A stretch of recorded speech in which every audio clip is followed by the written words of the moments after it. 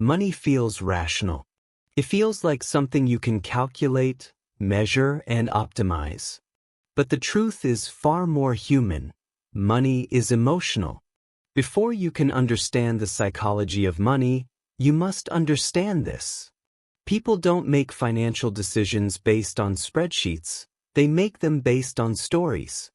Your story is shaped by your childhood, your environment, your fears, your dreams, and your past experiences with money. Two people with the same income can live completely different financial lives because their stories are different. Imagine this moment. You receive a bonus. One part of you wants to save it.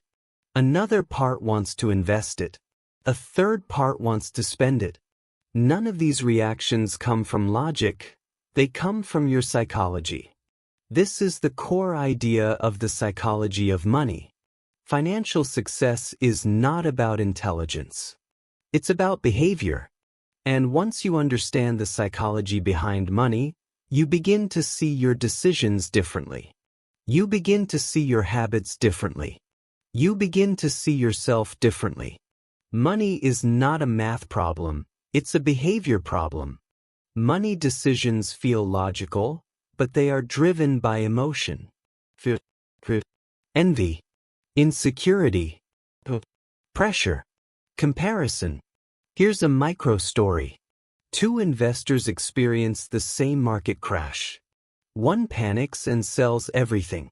The other sees opportunity and buys more. Same event. Opposite reactions. But because their psychology is different.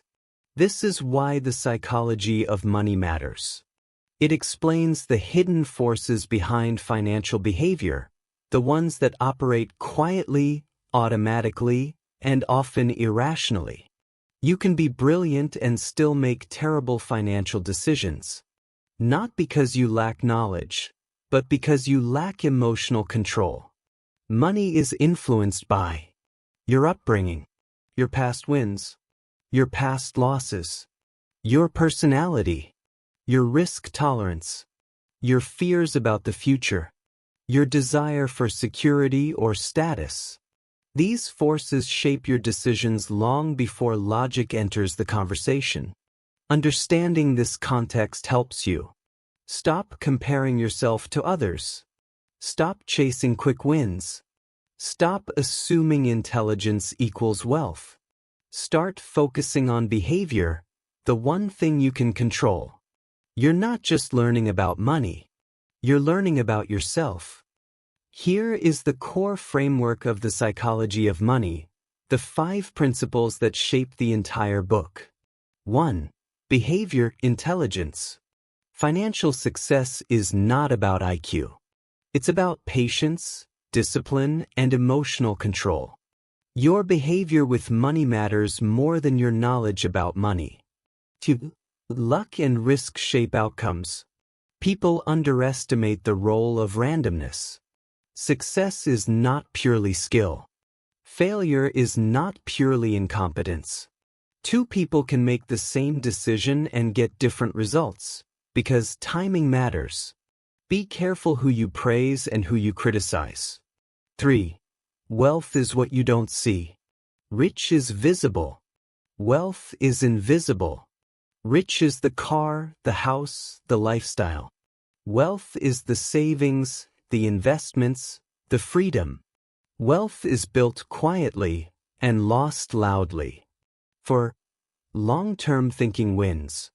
Compounding is the most powerful force in finance, but only if you stay in the game. Most people fail not because they choose the wrong strategy, but because they quit too early. Time in the market beats timing the market. 5. Enough is a superpower.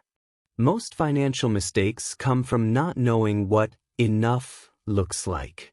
Chasing more leads to risk, stress, and burnout. Knowing when to stop is more important than knowing how to grow. Money is not about maximizing returns. It's about minimizing regret.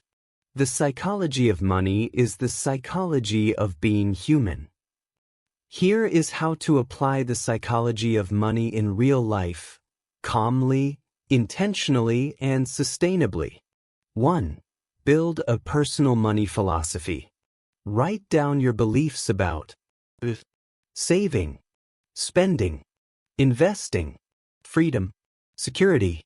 This becomes your financial compass. 2. Automate good behavior. Behavior is fragile. Automation protects it. Examples: automatic savings, automatic investments, automatic bill payments. Automation removes emotion from the equation. 3. Avoid lifestyle inflation. When income rises, lifestyle rises. This destroys wealth. Instead, keep expenses stable. Increase savings rate. Invest the difference. This is how wealth is built quietly. 4. Focus on long-term decisions. Ask yourself, will this matter in 10 years? Is this a reaction or a strategy? Am I acting from fear or from clarity? Long-term thinking reduces emotional mistakes. 5. Define enough. Write down your ideal lifestyle, your financial goals, your freedom number. Knowing enough protects you from unnecessary risk. Every smart money decision is a vote for your future self. You now understand the psychology of money, the invisible forces that shape your financial decisions. Behavior matters more than intelligence. Luck and risk shape outcomes. Wealth is invisible. Long-term thinking wins. Enough is a superpower. These principles form a complete mindset, one that helps you make better financial decisions, avoid emotional mistakes, and build a life of freedom and stability. Slow down. Think long-term. Protect your behavior. Define your enough. Respect the role of luck. Stay in the game. Money is not about what you know, it's about how you behave. If this breakdown helped you understand the psychology behind money, subscribe to Book's Insights for more premium, minimalist explanations of money behavior, psychology, and decision-making.